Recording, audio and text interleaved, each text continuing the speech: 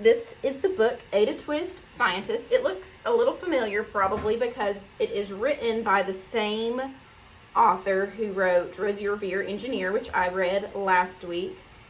And it's just about, kind of like Rosie Revere, a girl who is being a problem solver and being a scientist. And I'll also post a STEM activity that you can do today because you guys are scientists too, just like Ada.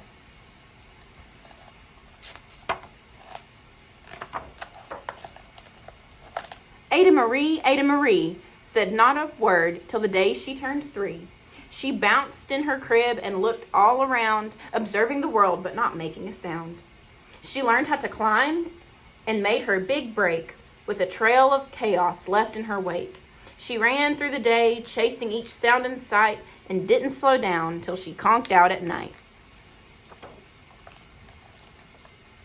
Her parents were frazzled, but tried not to freak, as Ada grew bigger and still did not speak. Clearly young Ada, with lots in her head, would have something to say when it ought to be said.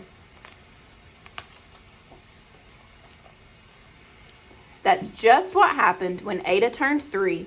She tore through the house on a fact-finding spree and climbed up the clock just as high as she could. Her parents yelled, "Stop!" as all parents would.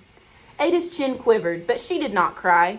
She took a deep breath, and she simply asked, "Why?"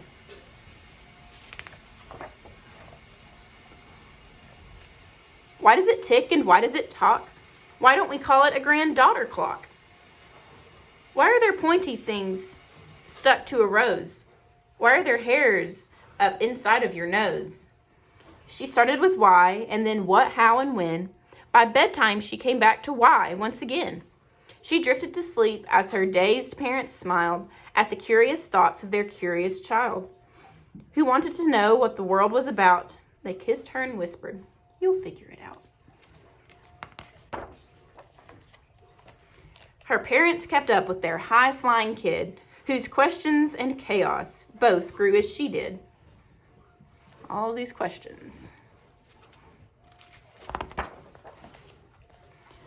Even Miss Greer found her hands were quite full when young Ada's chaos wreaked havoc at school. But this much was clear about Miss Ada Twist. She had all the traits of a great scientist.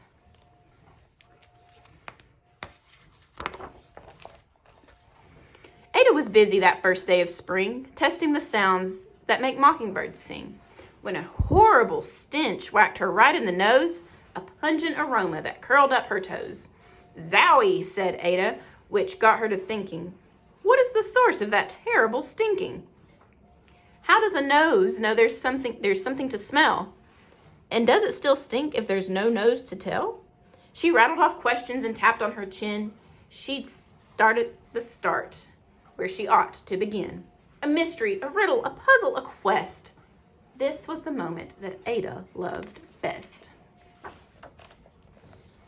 Ada did research to learn all she could of smelling and smells, both stinky and good. One hypothesis Ada thought could be true. The terrible stink came from Dad's cabbage stew. She tested and tested, but soon Ada knew it was time to come up with hypothesis 2. Then, zowie, the stink struck again, just like that. Hypothesis 2, it's caused by the cat. The cat couldn't make such a stink on its own. It needed perfume and some fancy cologne. So young Ada tested. The test was a flop. She started again, but her parents yelled, "Stop! Don't do that. Poor cat." Ada Marie, to the thinking chair now, by the time we count 3. "Enough," said her mother. "That's it," said her dad. Her parents were frustrated, frazzled, and mad. "Why?" Ada questioned. Her mother said, "No." "What?" Ada queried. Her father said, "Go. You've ruined our supper. You've made the cat stink. Enough with your questions. Now sit there and think." She looked at her parents. Her heart turned to goo. Poor Ada Twist didn't know what to do. She sat all alone by herself in the hall, and Ada once more could say nothing at all.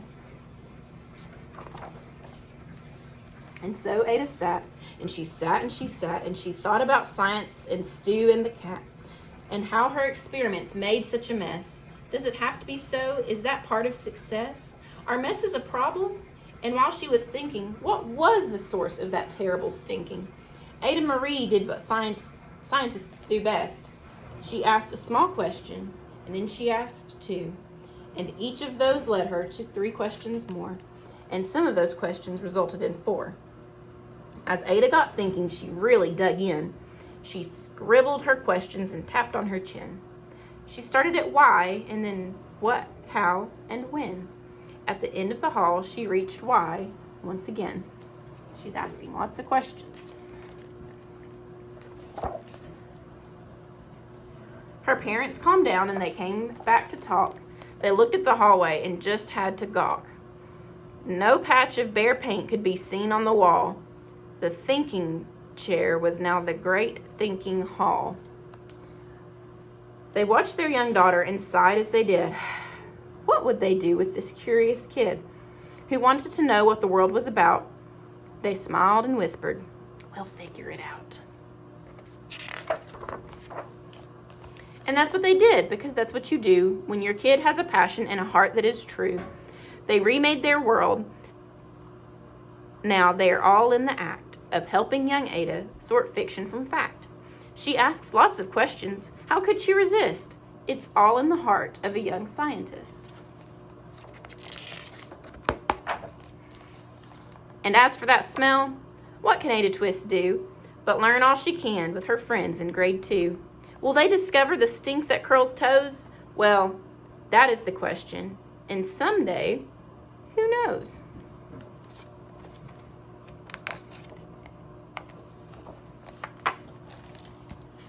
So that is about Ada Twist. And I'm sure you guys, I know you guys ask lots of questions because you ask lots of questions in our classroom.